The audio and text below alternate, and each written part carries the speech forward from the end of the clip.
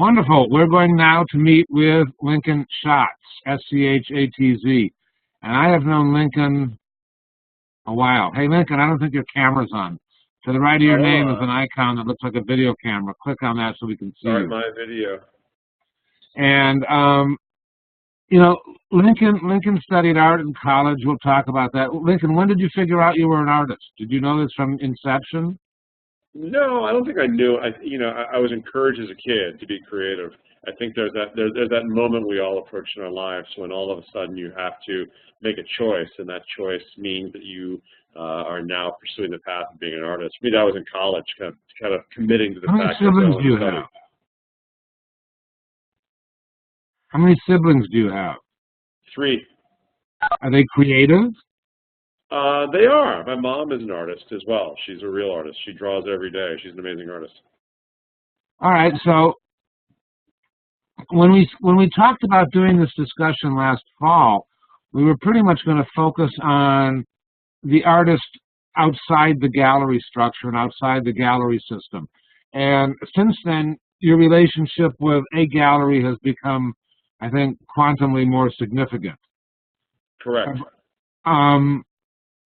So I don't know where to begin. Let's start way back in the olden days when you were making physical sculpture, and you made a conscious decision to stop making physical sculpture and get digital. Is this correct? This is correct. So what happened? How'd you do that? Why'd you do that? Was it sincere, etc.? Was it sincere? It better been. Yeah. So for years I made sculpture, and I was working on a large project where I was communicating with a lot of different people in the project. They're engineers, architects, and the client. And there was this terribly inefficient way we were communicating, which was by redrafting. And so I said, well, I need some technology and try and make this a lot better in the iterative process. So I started using CAD software. And the more I started to experiment with it, the more I found that I could actually simulate physics in the software. And I could create things happening within these virtual environments where I could take these sculptural objects and I could add all sorts of physical interactions to them. And after playing with this for a while, what I realized that I really wasn't interested in controlling explicitly what was happening, but I was more interested in that something was happening beyond my control. And I could set parameters or basic outside variables for it. And I became more and more interested in just kind of setting up virtual cameras in a virtual space, watching things happen that I didn't control, that weren't immutable, that weren't going to be there forever. They're very temporal. And from that, I started to develop these ideas of creating these systems that collect video in space over time, creating software that determines how cameras capture, how things are stored, how things are played back again. Again, in a real attempt to get beyond the artist's control, because I really believe there was no one specific way of doing something. There are multiple ways of doing it. And that's what I started to explore with new media, with technology, and creating software that could start to almost simulate the way an artist thinks and its ability to recreate things. That make sense? Yeah, I'm just trying to figure out where I'm going with this. I want to share the screen, and I've got the front of your website up. And we'll see if we can make technology work to our advantage. So can you see your website, Lincoln? I can see it, yeah. How damned exciting it must be to see your own website. How cool. Forget about that. The fact that you can do this with a bunch of people is even cooler. It is pretty cool, isn't it? Cool. All right, so while we're looking at this from let's segue from the aesthetic of your art per se and talk about strategy. How many you've had gallery relationships off and on over the past decade? Or longer, yeah. And you've taken responsibility more so than many artists, I think, for your career. And you've been the driver more than gallery and or serendipity? Correct. Yes. Early on, I decided that if I wanted to do this and I was going to really do it, I would have to take full responsibility for it. And there were several initial hurdles that I found most artists came across. One was artists are perceived as being not business-like. Artists are perceived as not being able to make budgets on time or manage their affairs. So I thought the first big thing was to clear that hurdle and professionalize my practice. I quickly realized that galleries really didn't have the ability to do any of the work for me on large projects, the contractual work, the project management. Really, I was best suited to do that. We could best control it in-house. So we took everything in the studio, all the legal, all the accounting, all the marketing, all the project management, everything we do in the studio. And it's so what were some of the first big projects you worked on? You did something huge with Esquire, right? Was that? That was 5 years ago. That was a very big project. Yeah, that was a project, Esquire's 75th anniversary. And, Esquire magazine. Correct. And they had 75 people in their 75th magazine anniversary issue. And at the time, I'd created this new technology using a 10 by 10 by 10 cubic space. Paul, try to pull it up now. And I'll find it. Okay.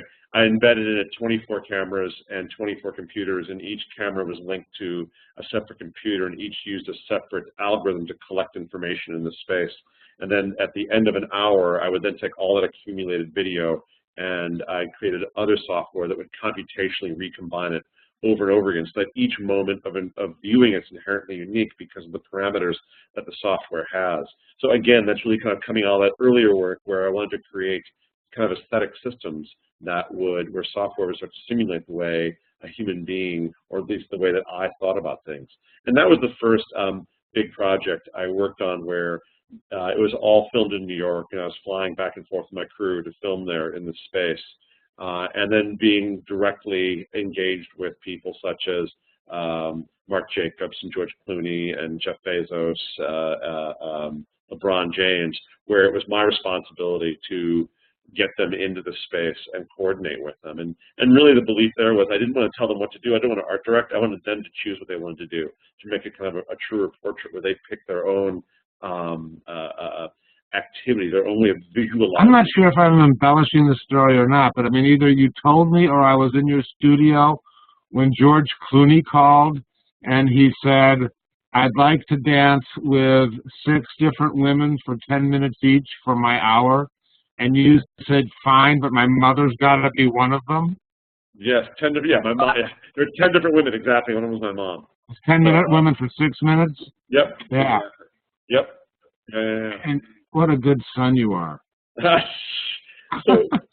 these were great projects to work on. And the other thing I started to realize in doing this was that I was interested not only in these systems, but I was really interested in these relationships and the way that the interaction started to play out with sitters. And or people I was creating portraits of.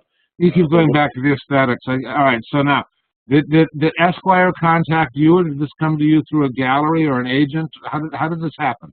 It came through a gallery. It came through a gallery, but it didn't come through the fairy tale gallery relationship where suddenly the phone rings and like you've been chosen. It took quite a bit of work with the gallery to put this idea together. And go through all the iterations of the proposal and how we would do it and what it would be. You proposed this to Esquire, or Esquire came to you out of the blue? They came to me out of the blue saying, we have this opportunity forthcoming. Are you interested, and what would you do? And that's when we started to structure what it could be. And that went through multiple iterations, to be honest, and trying to get it just right. But most legally and technologically and everything, it was all in your studio. Yes, absolutely. And then you took this cube on the road, and you scheduled appointments, etc.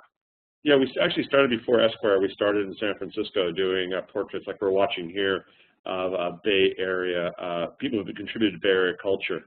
And Jeff Dauber, who we're looking at here, is currently he's still at Apple.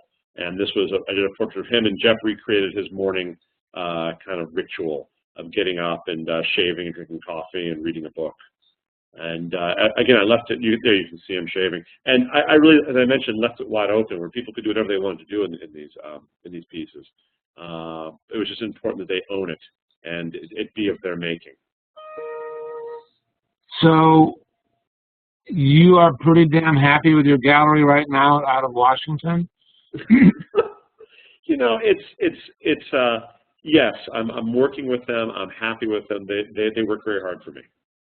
They work very hard for me. But you know, they're part of a larger ecosystem, and it's not, you know, while I mean I love working with them, and they are part of a larger strategy for the studio that involves us actively working I say us, the people who work with me in the studio, to pitch ideas and to develop concepts for pieces that we are constantly putting out in the world and trying to find people to pay for.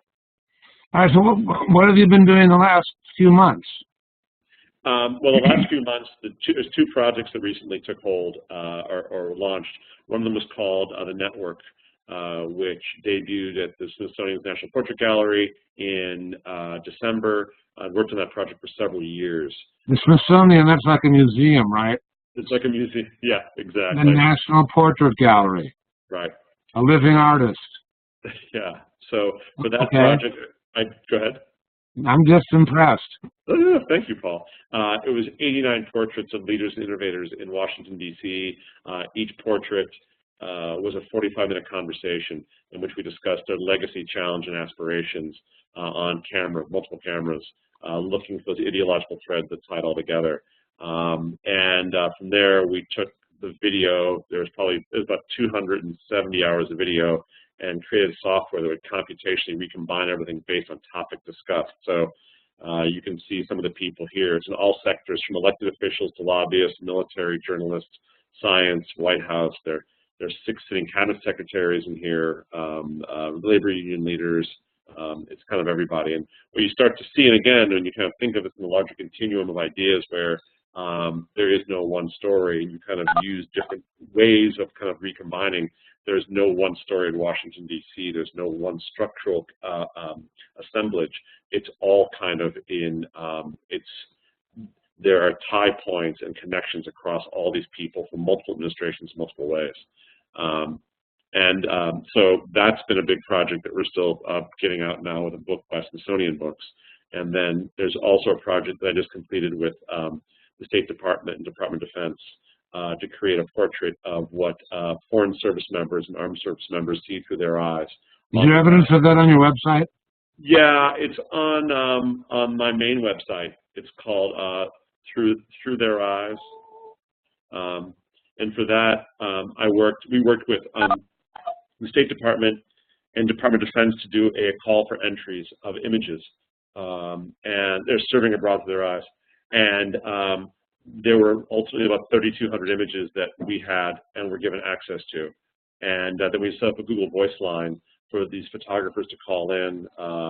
They weren't photographers, they were service members, and tell us why they took these images, what they want us to see in these images.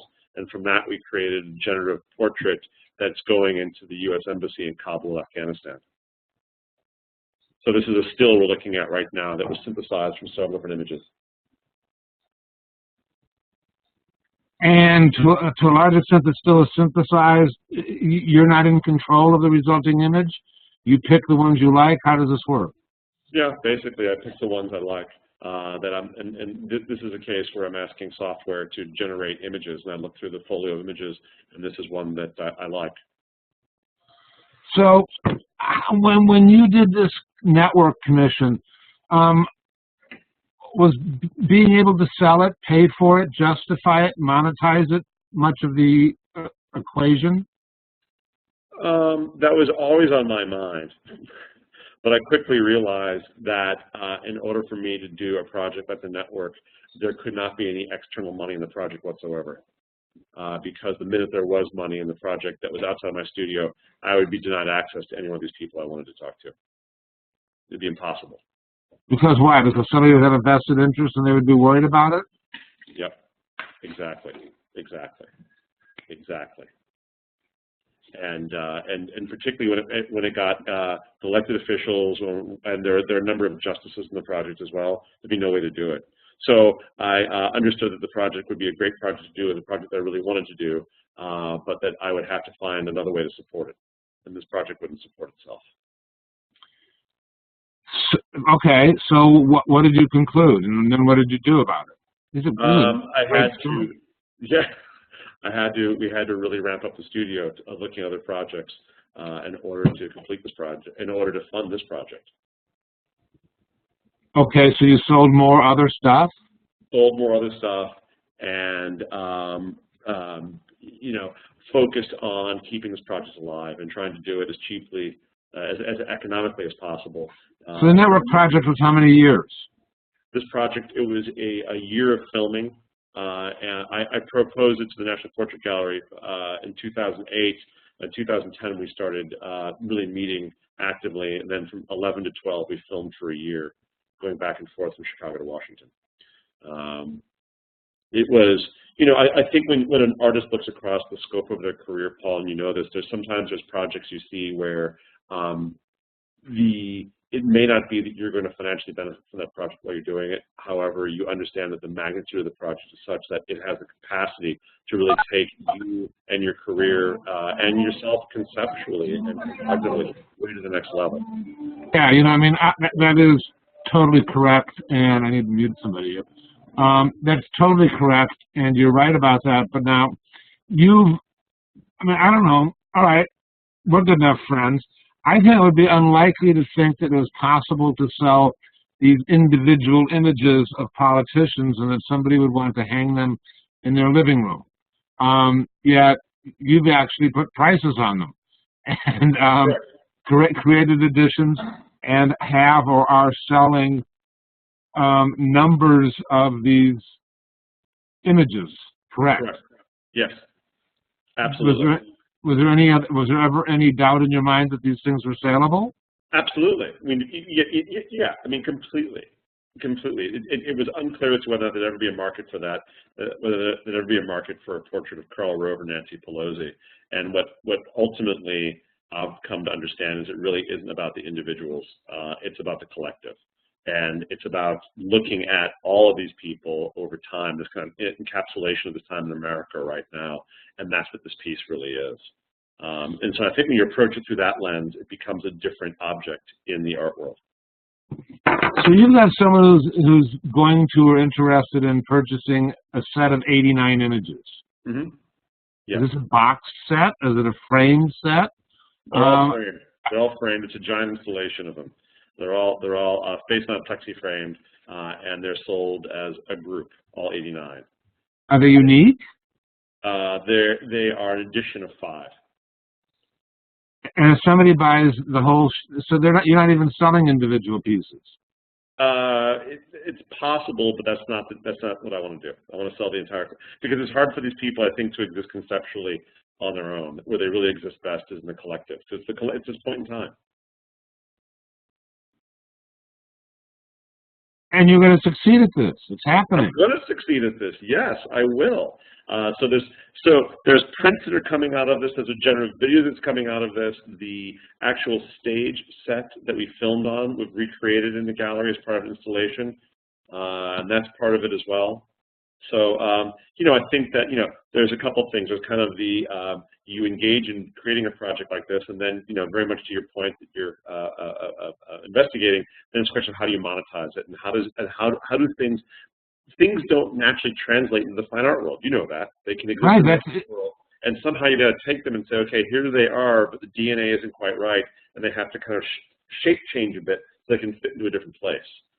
And initially, as I was working on this project, I was keenly aware of the fact that it had its own life, it was developing in its own way, but still, in order for it to exist in the fine art world, the contemporary art world, it had to exist in a very specific way. The language of it had it's totally true. I mean, yeah. So like that begs the question: is what makes this art as opposed to a didactic political presentation? It's the concept behind it. It's how you position it. It was not intended to be a didactic political conversation.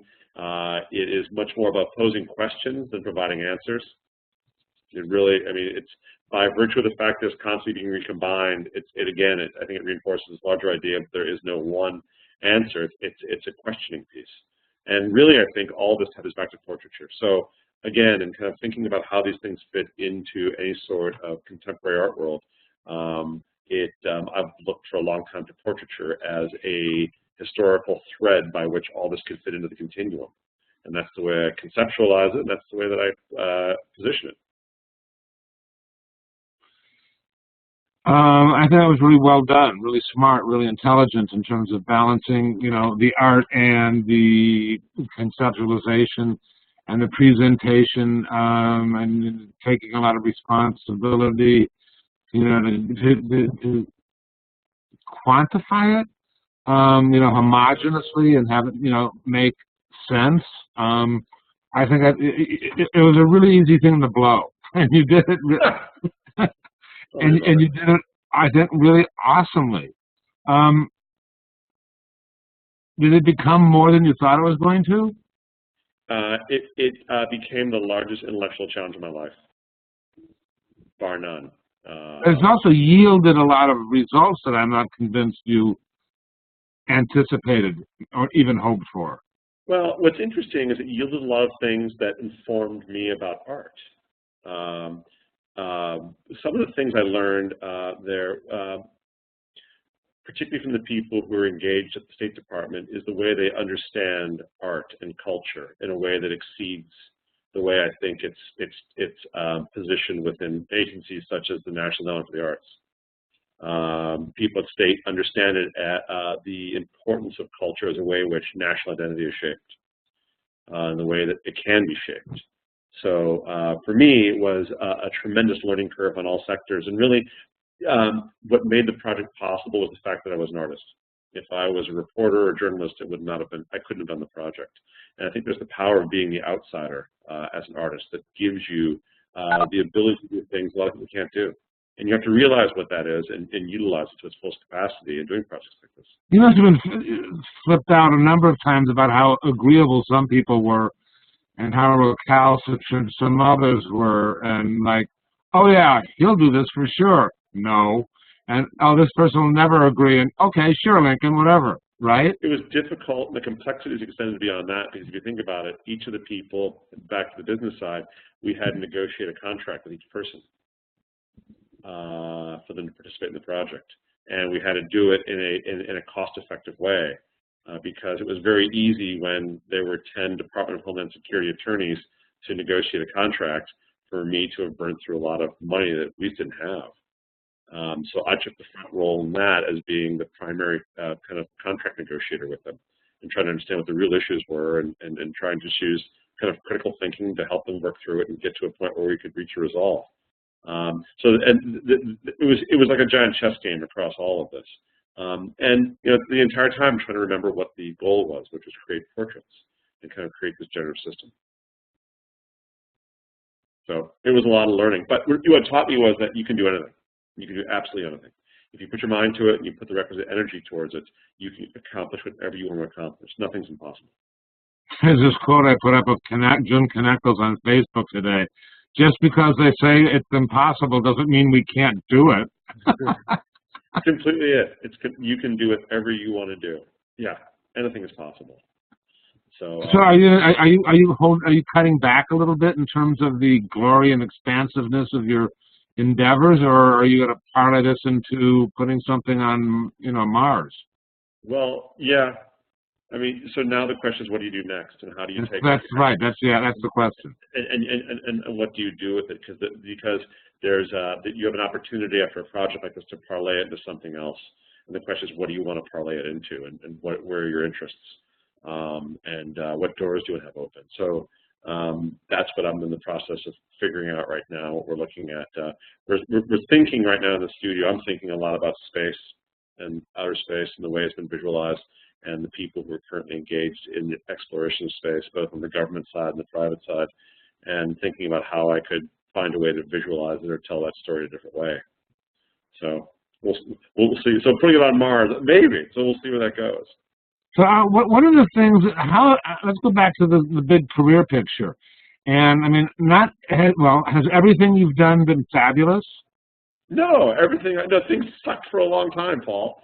I know, but I'm pretending I don't.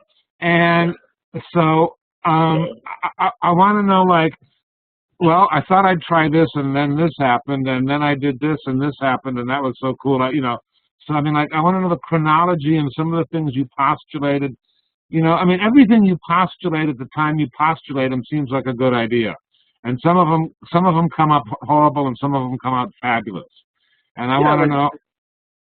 Yeah, no, you're absolutely right. It's like having 3 beers and having an idea and saying this is the best idea ever, only to realize that after the 3 beers were up, it wasn't the greatest idea ever. And I think that being an artist, it's very difficult to develop a self-critical ability to say, this is a great idea, and I'm going to go full bore into this thing and dedicate resources and time, and even in the face of it not working. Because I was thinking about today to advance our conversation, it's very, very difficult to tell when things aren't working because they're not a good idea versus when things aren't working because you just haven't reached the exact polymer ratio in it. It just hasn't gelled yet. And that's a really hard thing where it's, you know, hence that great term leap of faith. It was kind of that last mile of faith comes inside where you say, I really honestly, in a self-critical way, think this could work and it should work. But I think for a long time, it took me quite a while to get anywhere like this. And it took a long time to figure out where there was an open space for dialogue, where there was an open space to create something that wasn't bound by a lot of prior work. There were a lot of people working in that area. I wanted to be in I want to be in my own green field. And it's hard to the extent you're saying real quantitatively, you sought to find and define your own niche. And where Lincoln, I mean, you know, I talk about in this course there being 3 things that I think are intrinsic to a solid art career, and one is to be distinctive, and I think that's the most important one, to make distinguished art, to not make art that looks like somebody else because then you're marketing their stuff instead of your own, kind of. Completely agreed. Completely agreed. Yeah, and back years ago I was making sculpture. I was just some other dude making sculpture. Unfortunately, there's truth in that. Yeah, it's completely true. And you know, I may have been advancing a dialogue a little bit by a hair here or a hair there, but it wasn't going anywhere. And I knew. So what do you mean by advancing the dialogue? I think this is an important thing. Sure. So I think that in any genre, in any kind of conceptual or aesthetic inquiry, there's a conversation that's going on. Okay. And the first thing you got to figure out is what's the conversation and where do I fit into it? What are my ideas? What's the history of ideas? You have to completely understand that, because if you don't, you really have no intrinsic way of doing something new, of really adding something to that history, of adding something to that field. That's the way that I see it. Otherwise, all right, so let's get to specifics with Lincoln. All right. So what before you found this niche and opened this door in the cosmos, where were you? And then what were? Huh? Making steel sculpture, making plexiglass sculpture, and you know, within the realm of kind of like the language of contemporary sculpture, I thought I was doing some things that were innovative, but within the larger conversation, it really wasn't that interesting. It was, you know, I was advancing small ways and small strategies. So then what did you do about it? How did you get interesting? How did you advance the dialogue? How did you even enter the conversation?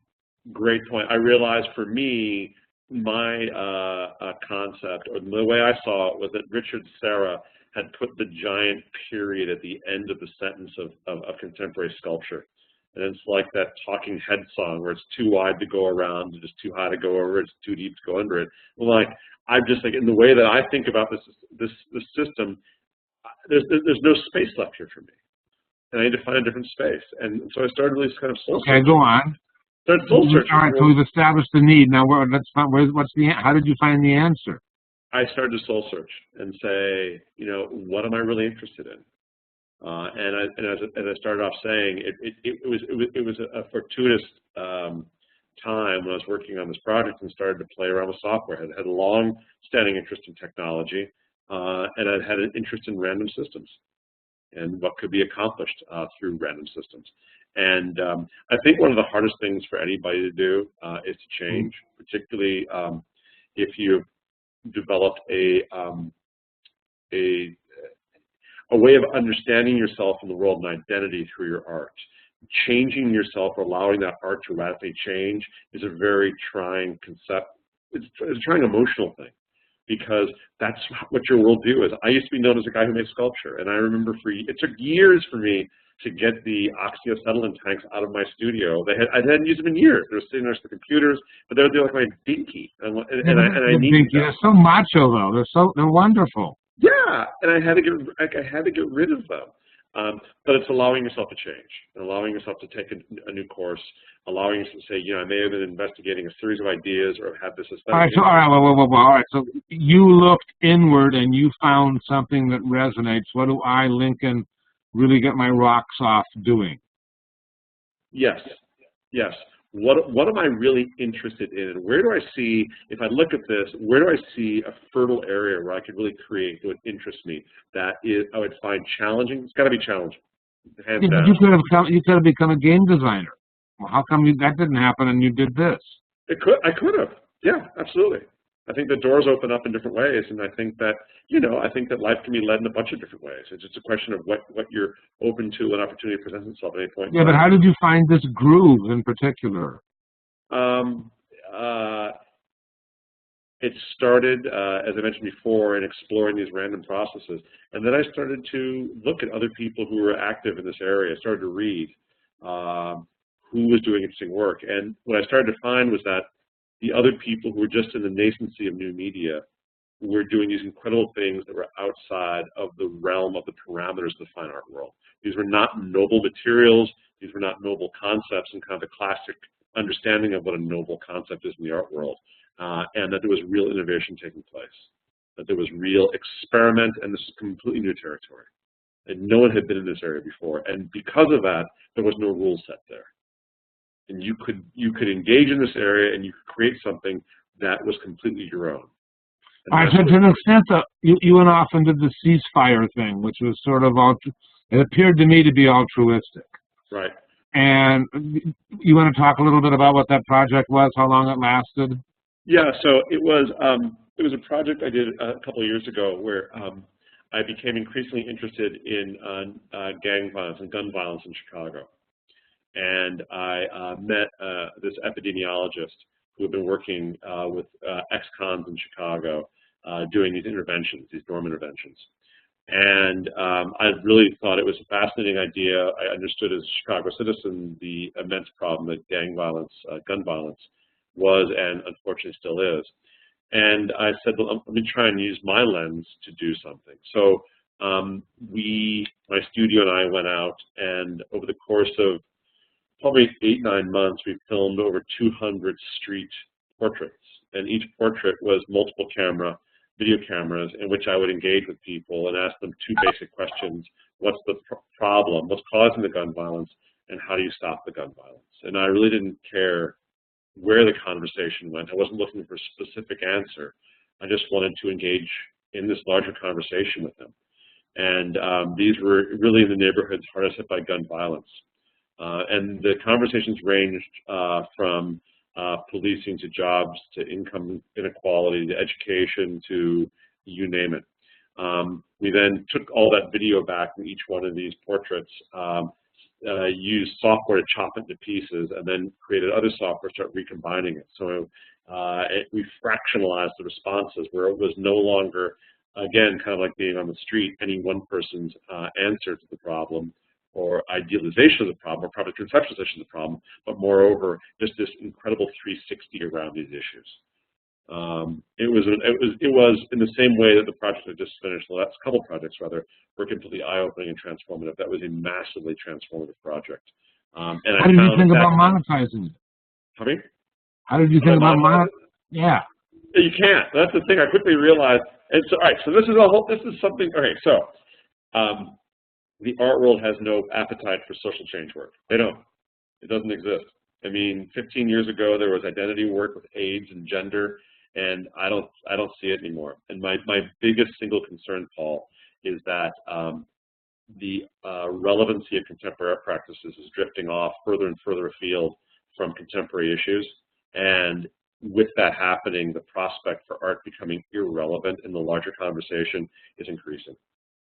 And I think art has always held a place, particularly within culture, has a unique ability to engage in this larger conversation about social issues, cultural issues, political issues, and I don't see it now. I was listening to The Clash the other day, walking down the street, listening to Sandinista, And here they are singing about knowing your rights for property ownership and assemblage, and singing about songs of military actions in Central America. And I don't hear that now in contemporary media. And at the Basel Art Fair in Miami, I walked through the fair. I saw you there. I saw one drone painting there at the fair. I didn't see anything else that was speaking directly or obliquely to the fact that we've been at war for the last 11 years. So these projects now are really kind of taking a number of these issues head on and bringing them into a fine art world conversation. And it's very interesting to see what it yields. And when I was just in New York this past week at the Army Show showing this political work, it was very interesting to see who picked up on it and who threaded on it being about politics and larger issues in our democracy. So it's been a challenge with all this work to find a way to monetize it. But it's work I deeply believe in, and it's generating other projects. Nice job bringing that back around full circle to the monetizing thing. I like you did that. you did that well. So when you were thinking about the network with all the political figures, were you more concerned about monetizing at the get-go than you were with the ceasefire project? I thought I'd have opportunity to do it, but again, once I got even just started into it a little bit, I realized it'd be an impossibility to do anything there. I couldn't. Where? In Washington to monetize it initially. I thought it would be great for corporate sponsorship, and I quickly realized that would be an impossibility. Well, yeah, but that's just all right. But that's brand, yeah. But you're still monetizing it. It looks to me like you're going to be making money off this. On the right, and so you're absolutely right. So it's two different. So what I was looking for initially was a way to help me offset my costs in making it. Yeah, up front, and yeah. Precisely. I'd have to ride all the way through it myself. When I got to the other side of it, if I did it right and I was successful, then I'd have the opportunity to bring it into the fine art world. So you must feel really gratified that this huge risk you undertook and vision you committed yourself to has gotten the acclaim and seemingly financial return, that you'd hoped for.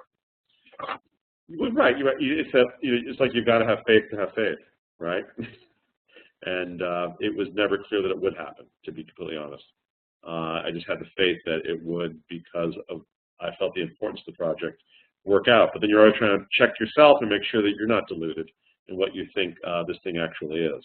And it may not be as great or as wonderful. So did you find stability from Claire, your wife? More than stability, she's the brains in this family. So when I would go to Washington and I had interviews with Justice O'Connor, Justice Stevens, or Larry Tribe from Harvard, she was the brains behind me trying to understand the contours of their personal life, their professional life, the relevance of their opinions, of their judicial thought within the larger world, and how to structure a portrait conversation with them that really got to the base ideology of who they are. So yeah, I think having somebody in your life who supports you is really important. It's crucial. It's absolutely crucial. There's some people with lots of I see questions people are typing, and I'm going to let them ask them themselves, Jenny. And others can start raising their hands, and I'll get to Jenny first. But, I was reading somewhere, I don't know where it was, about how, first of all, we all know that the art world is all about relationships and growing community. But, I know who it was, but someone was asking one of his mentees about, how is your relationship with how is your marriage? And that we have I think, and how's your relationship with your parents? How's your relationship with your children? How are your core relationships? And that the better all of those things are, the more centered and supported we are, and therefore capable of going out and making being supportive and going out and making the change, that we want to create. So that when I win my Academy Award, that's like the preface to my talk, okay? No, but you're absolutely right that you've got to find balance. If you're not in balance, you can't maintain being out of balance for very long. You can't do it.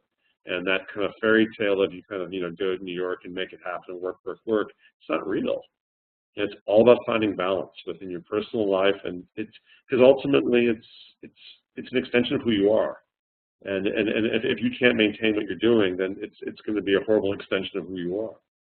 Agreed. Jenny, take it away. hi, Lincoln.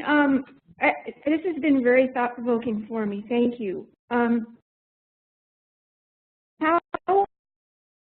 have you found?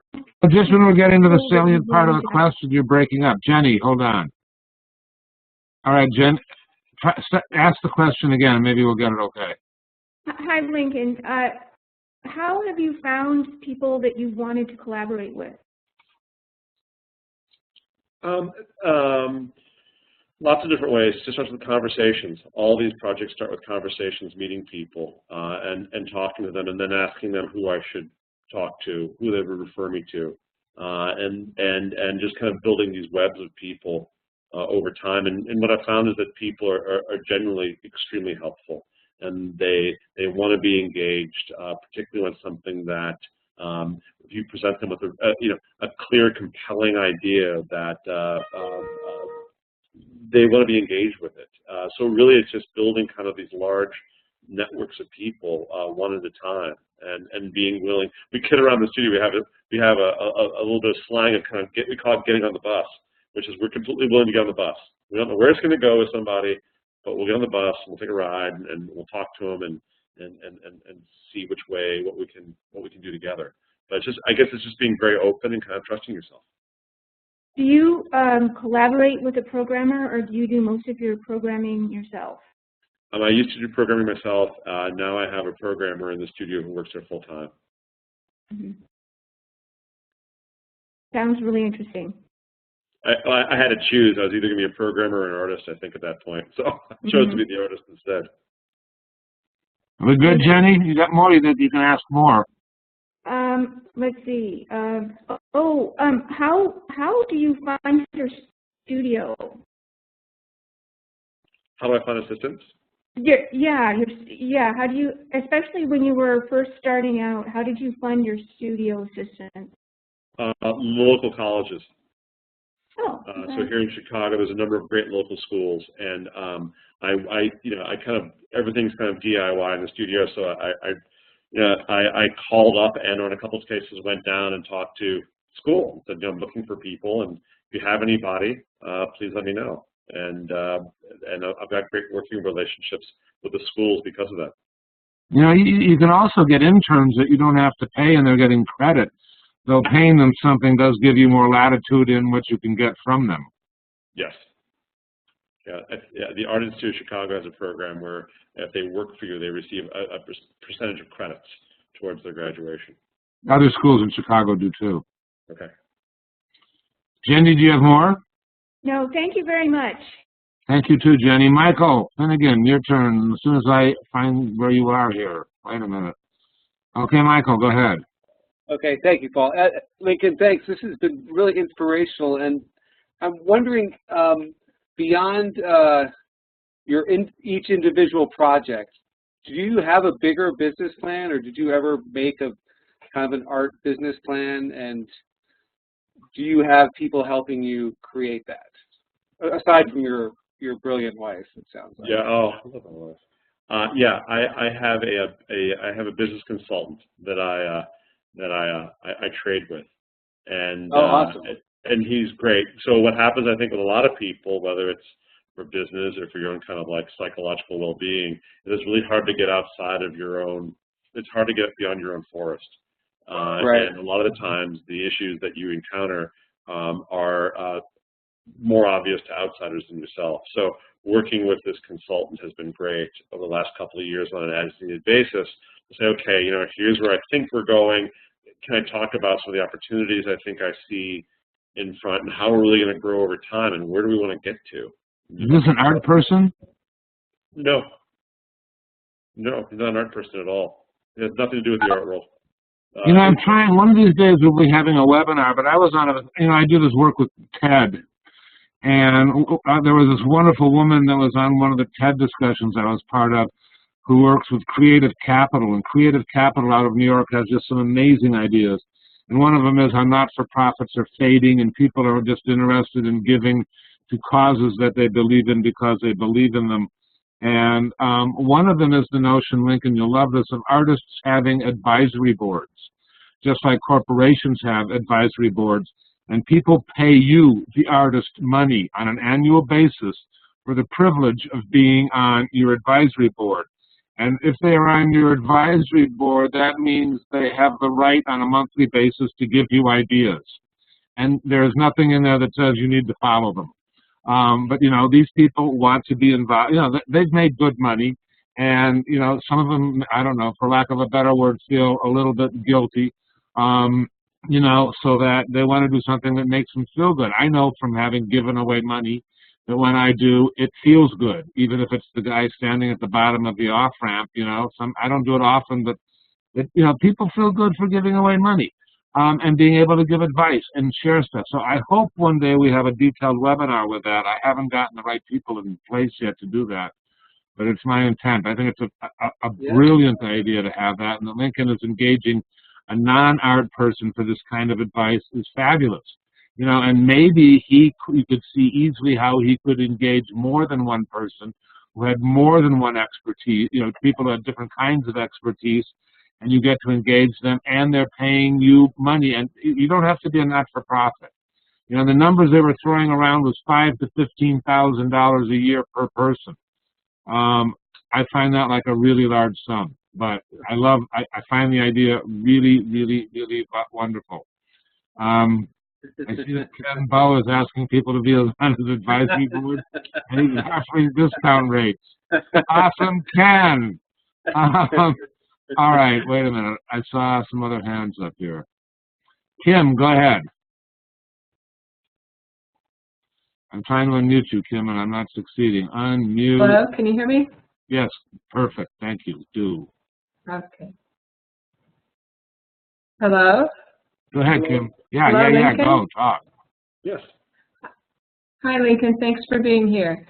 My question is, when you were doing your soul searching, looking for this fertile ground, did you find kernels of portraiture in your background, or how did that idea develop in the process? The idea came about that Now I can't hear. Oh. I'm sorry, it was larger ideas of,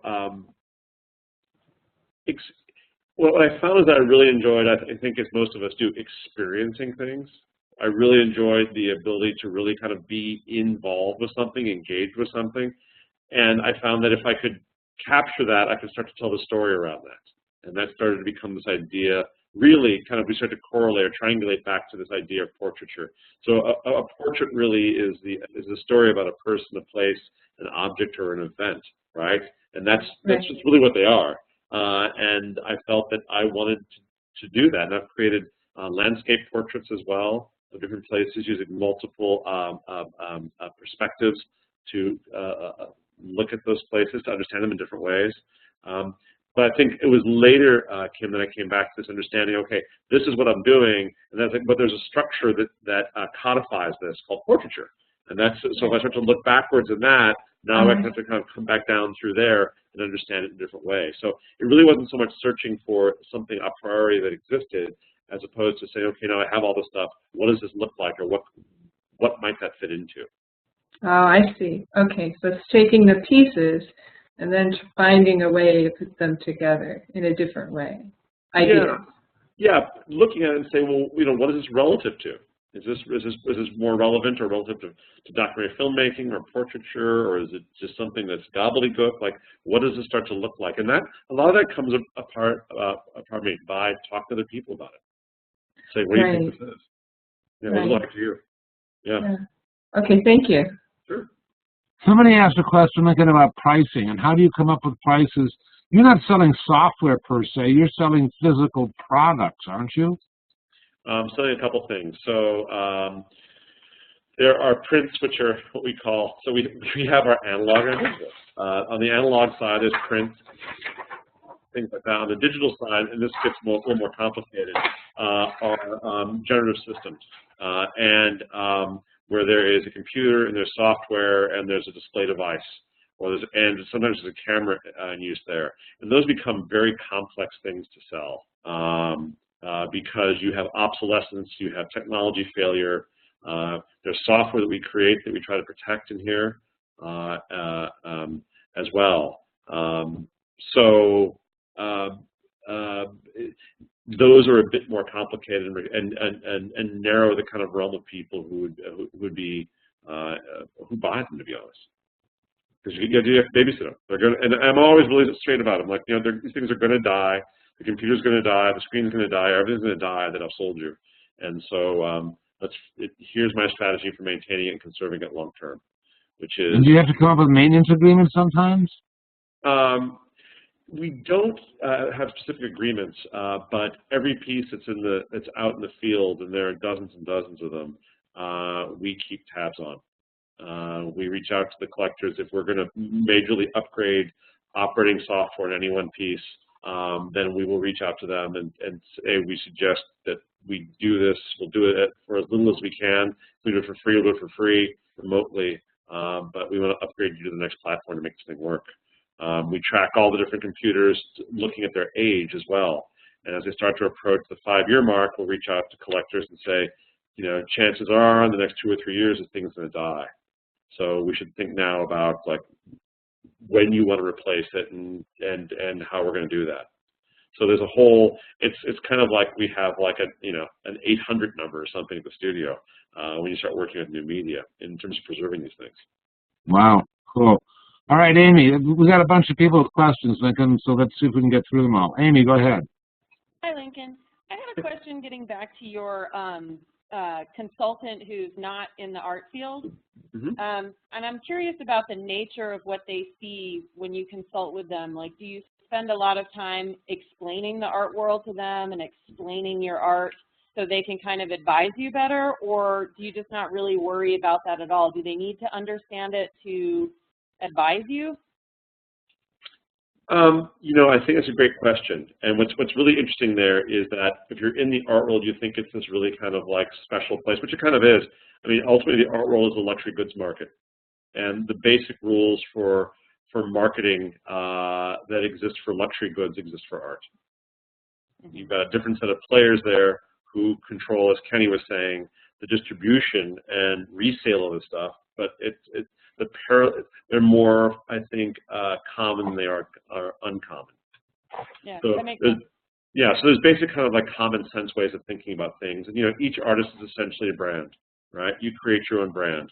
And the question is then, how do you brand differentiate? As we were talking about before, as an artist, how do you get out into an area where you're not, you know, boosting for somebody else, but you're actually out there and people recognize that this is Amy's work that I'm seeing.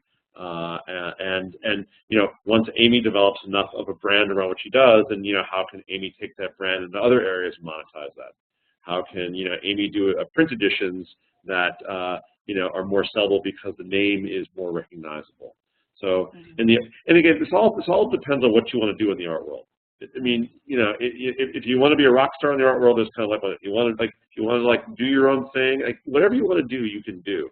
But for me, in trying to hit it pretty hard, it's, you know, how can I take what I've done and kind of keep moving that further and further and further and further, and what things do I have that I don't know that I have? What accomplishments do I have that I can look at in different ways or utilize in different ways to help move things forward, move my career forward? I think you, more than a lot of artists, Lincoln, have looked at the bigger picture. I think too many artists are guilty of looking at 1 or 2 works of art ahead. You've worked in series. Your projects have been like kind of huge.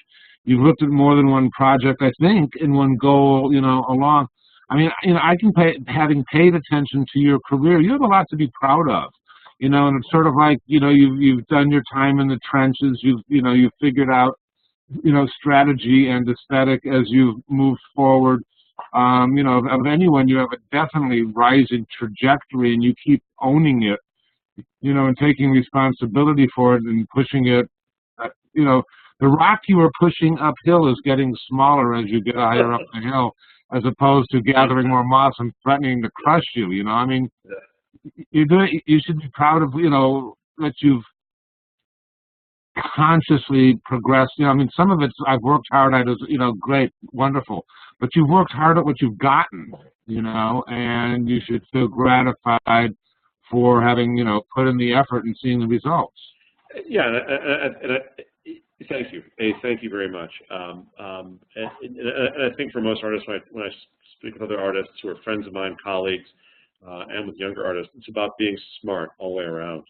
In the way that you make art, in the way that you bring that art out into the world, in the way that you speak about it, in the way that you understand your role as well.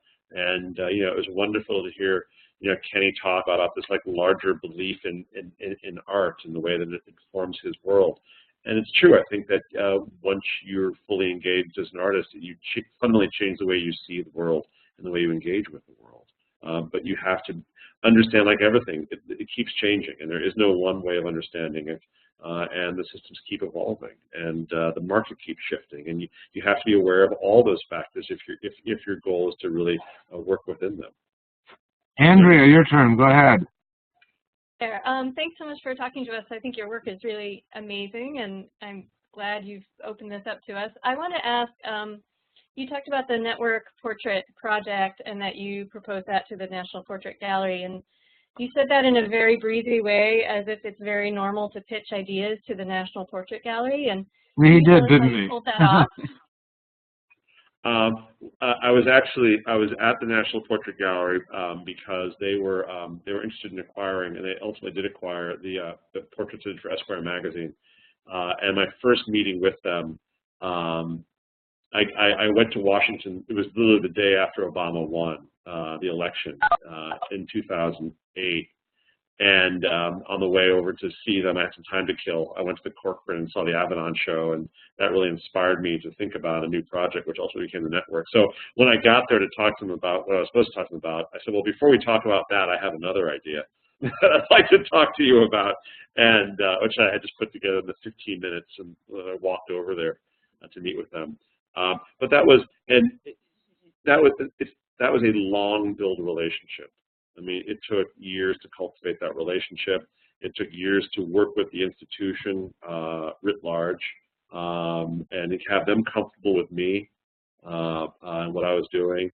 So yeah, that was a very breezy thing. It took a ton of work to make that relationship work. I'm also wondering about sort of following up on things that Kim asked about in this process you described of figuring out what you want to do and then deciding how that is going to fit into a contemporary art world. And I don't know if you could speak more about that and how you decided how that translation was going to work, and if there were ever times you felt like this requires things that I don't want to do, or making shifts that are no longer true to my vision or whatever. I never had the answers to that, to be completely honest. I knew what structurally had to happen. I knew what conceptually had to happen, that what I wanted it to do. In terms of, I knew where I wanted to go. I knew that I wanted to interface with the contemporary art world, but I didn't know how to do it. And some of them I've completely failed on doing. I knew just like, there ain't a lot of gun violence work at art fairs. But it was talking to people. And I mean, I can't overemphasize enough of getting out with your peers, with other people in the art world in all sectors, and just talking to them, staying part of the conversation, whether that conversation's on Facebook or wherever that is, but just really understanding like what's going on. And the art world is not the only world. Let's be clear about that. There's all these worlds out there that you really need to kind of be involved with, and whether they're in science or larger culture or literature, whatever they are. I never had a clear idea. And to be honest, up through the last 30, 60 days, we were still trying to figure out in the studio how to really kind of like translate the network into the fine art world. Did it ever involve selling out? I mean, I think if we would have put, kind of like Marlboro stickers all over everything, or kind of Pennzoil, but that was never asked. It was just figuring out more within the. If you think about, the art world, the contemporary art world has a certain structure, has a certain way it does business, has a certain way it thinks about things, the way it creates value, the way it ascribes value, the way that collectors understand things, museums understand things. And so if you're interested in that world, you have to understand how what you're doing is going to fit into there. How it fits into an existing system. And that's really all it is. It's kind of like, it's like you need to figure out the plug points and how it kind of like how it interfaces with it. Does that make sense? Yeah, it does. I mean, it seems like you were also partially creating a new market for yourself by saying, hey, look, this is a portrait too. You do portraiture. you know, this isn't a left field thing. This is actually part of a continuum. So it seems like you were sort of making a market as well as finding a market. Right. So another way of saying it is so people use that kind of old saw of being ahead of the curve or being on the curve wherever you are.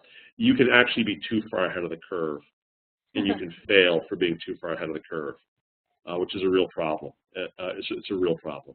A lot of it's also timing and luck when it's right to try and do these things. And we all know plenty of people who were just way ahead of their time, and they never reaped the rewards of what they've done. So there's a lot of luck involved with this, Andrea. I see two people who've asked questions. I see two people who've got hands raised who have not asked questions. I see others who I suspect still have their hands up. Let's take these two, and maybe we should wrap it up soon. But these are good questions. Victoria, go ahead and ask Lincoln your question. Well, thank you, first of all, for, you know, doing this with us. I know it's been really helpful for all of us. And my question is kind of touching on what Amy said, but going a little deeper in a personal direction. During your transition between sculpture and film and photography, how did you survive?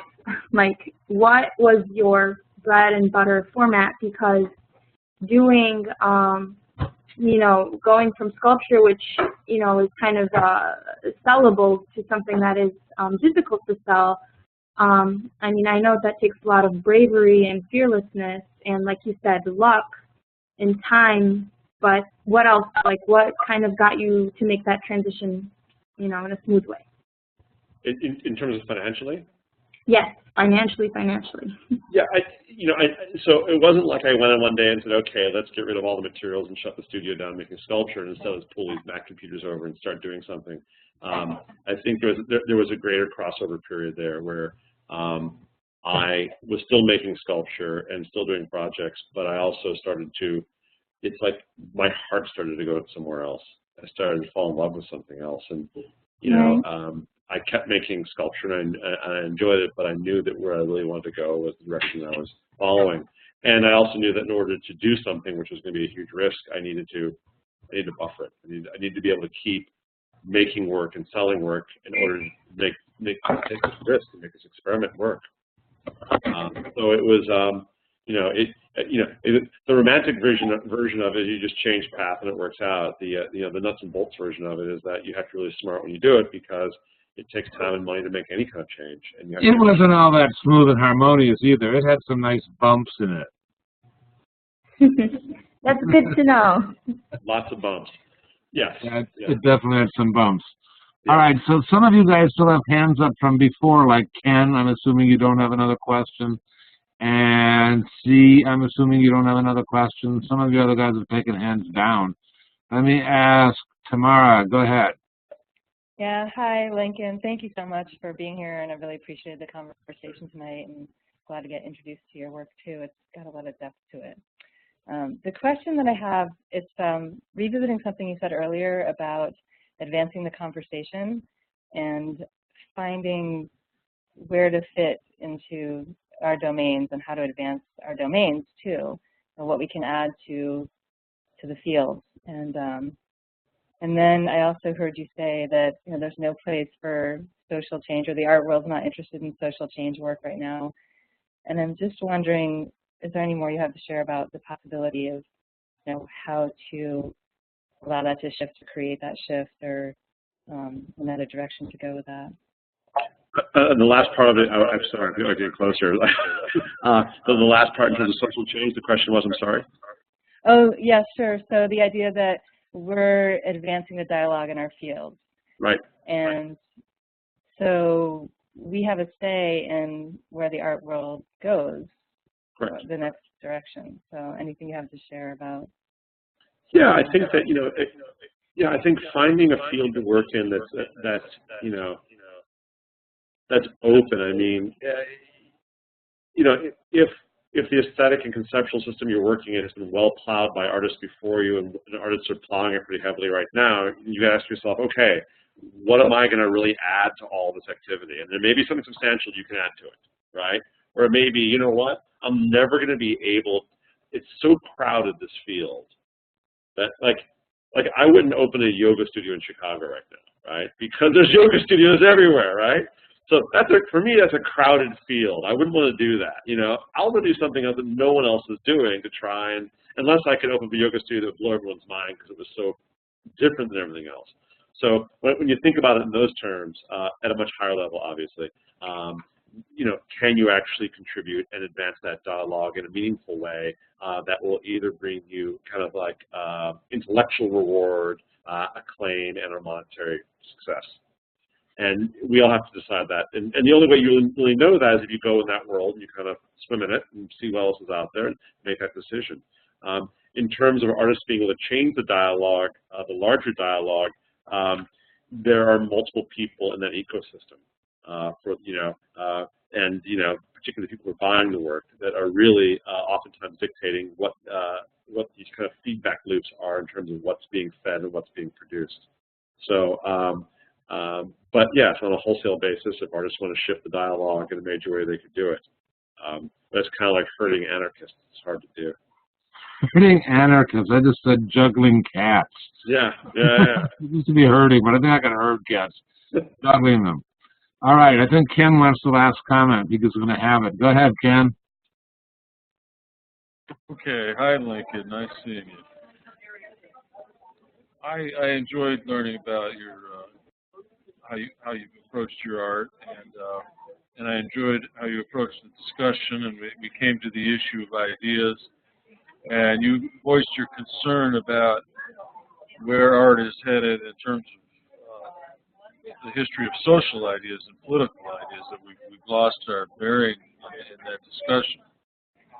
And I was wondering if we talk about ideas a little more, because there's ideas of subject, content, and then there's ideas of technique, and then there's ideas of the materials we use, and we triangulate those. I'm wondering if that's the way that you could approach doing political or social art again, that you just have to have the right combination of art materials, whatever that is, and technique combined with those ideas, and you'll come up with something original that'll work.